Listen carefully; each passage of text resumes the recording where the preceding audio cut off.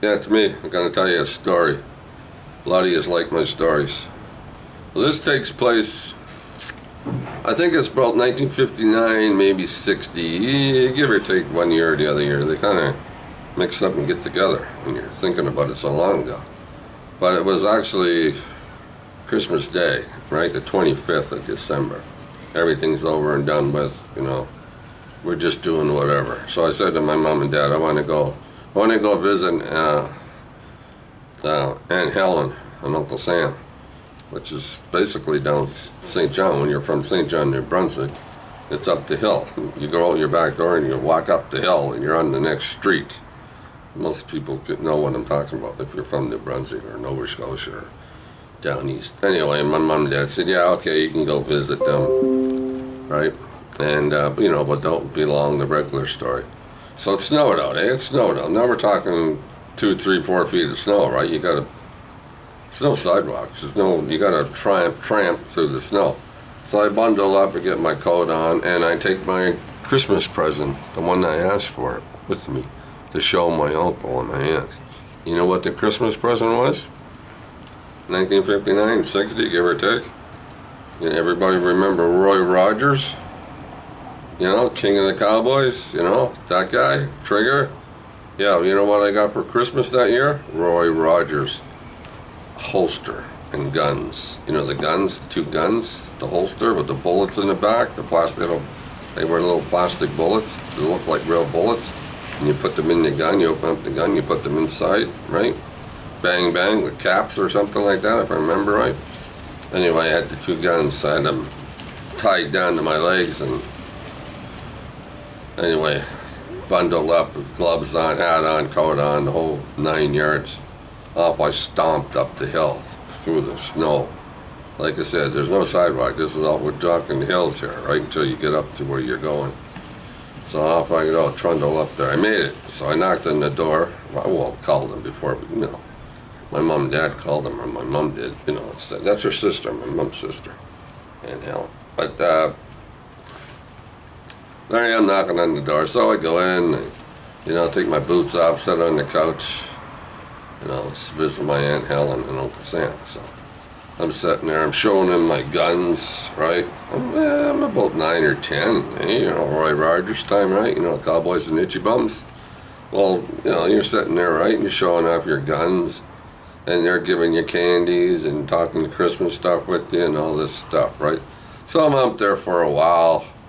Right? And it's not, I shouldn't say it's getting late, but it's basically time to go home now, right? So, yeah, I got my guns, of course, got my guns on me, and off I go down, tramping down the hill and all the snow and stuff. And we're talking 3, 4 feet of snow here. This is New Brunswick, people. This is December the 25th. So off I go, stomping down, and I'm, coming in through the back door of the shed. We call it the shed, eh? The door opens up on the landing of where the dirt is, but first floor is below us, right? So we live on the second floor. We live on the second floor. There's people who live on the third floor down there in St. John, right? But our backyard leveled off with the dirt, like with the ground. The door opened up, so yeah, we had to go in there. So it was all shoveled around there, right around the back door, but not that far, just a little ways. So you get out the door. But yeah, I went in the house, and the kitchen comes in out the back door. I got in there and just started going, taking my coat, and took my coat off and hanging up in the shed, because it was like a shed, like a smaller room that was off the kitchen. It was called a flat, eh? Back then we called them flats.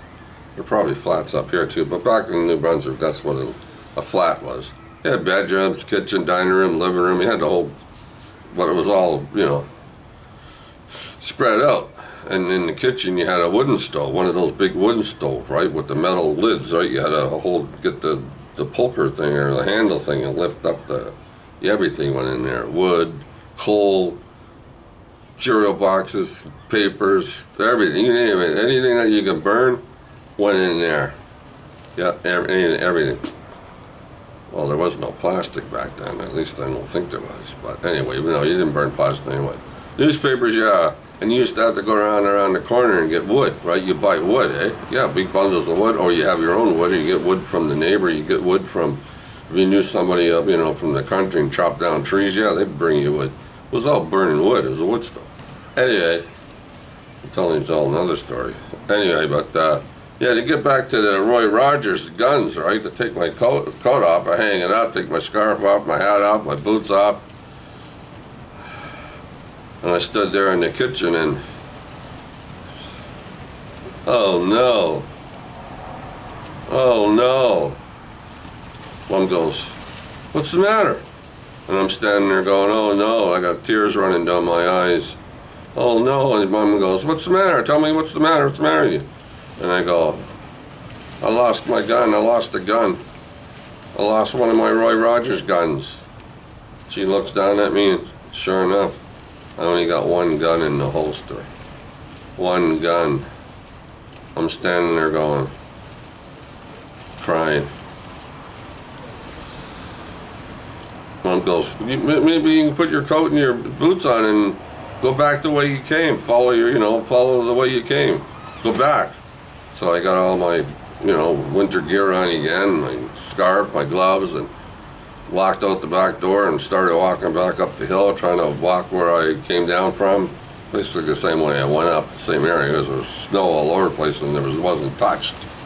So I went back up that way, all the way up to Aunt Helen's, knocked on the door, and they were surprised to see me, and I told them what was going on. Well, my gun wasn't in their house.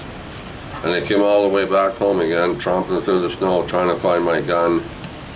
And I got home again, went inside, and my mom's sitting in the kitchen having a tea, and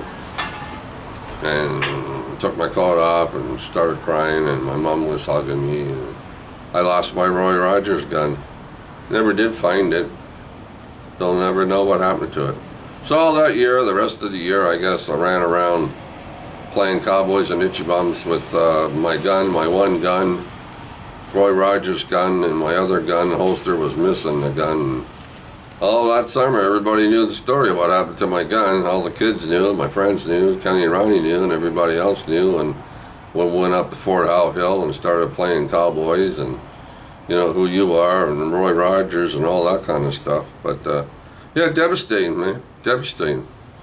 Lost my Roy Rogers gun. I only had it a day, and I lost it. And to tell you the truth now, I don't remember whatever happened to after that. Like years go by, and I don't remember what happened to my gun. Maybe I lost it, my holster. Maybe I gave it away. Maybe my mom gave it away. I don't remember what happened to it. But yeah, that's Roy Rogers. I wanted a Roy Rogers gun outfit, right? The holsters and stuff like that with the guns, and I got what I wanted, but I was devastated when I lost my gun, one of my guns. Just crying. Still thinking about it today makes you sad, makes me sad. That had to be 60 years ago going on. Oh yeah, probably 60 years ago. Yeah, Roy Rogers. He used to be on TV. Yeah. But that was then, this is now. Things you remember, eh? When you get old. There's lots of stories. I got lots of stories, but that was just another one. Christmas. I was 9 or 10 years old, probably 59, 60, and around there. All right, people. Merry Christmas. Don't lose your gun.